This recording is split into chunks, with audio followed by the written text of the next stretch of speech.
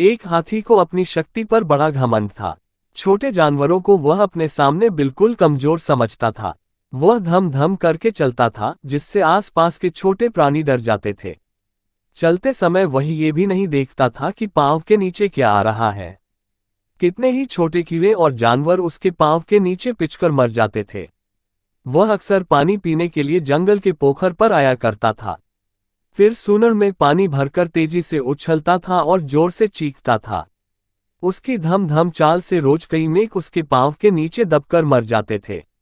एक दिन एक बूढ़े और अनुभवी मेघ ने हाथी को प्यार से समझाया, अरे भाई, तुम रोज यहाँ पानी पीने आते हो और हमारे कई भाइयों को चोट पहुंचाते हो।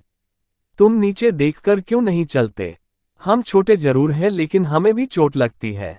हाथी ने चिंघाड़ कर कहा, तुम जैसे कीड़े मकोड़ों का ध्यान रखना मेरे बस की बात नहीं। तुम तो मेरे नाखून के बराबर हो। दो चार मर भी गए तो क्या फर्क पड़ता है। बेचारा बूढ़ा मेढक उस घमंडी हाथी से क्या कहता।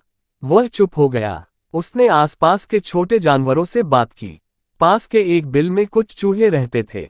मेढक ने चूहों से अपनी समस्या कही। एक चूहा बोला, वैसे तो हम सच में हाथी के नाखून के बराबर ही हैं, लेकिन हम सब मिल जाएं तो बड़े हाथी का मुकाबला भी कर सकते हैं। चूहे पोखर के आसपास के मच्छरों को जानते थे।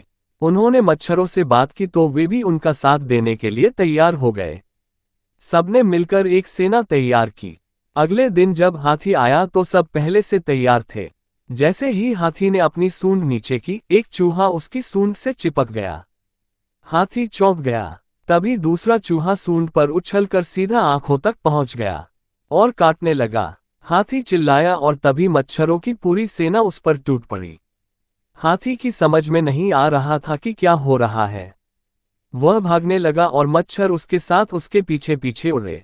वे तब तक उसे काटते रहे जब तक कि हाथी गिर नहीं पड़ा। उस दिन के बाद वह कभी वहां नहीं आया।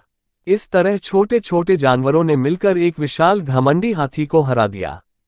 शिक्षा एकता में बाल होता है। हम सबको मुसीबत का सामना मिलजुल कर करना चाहिए।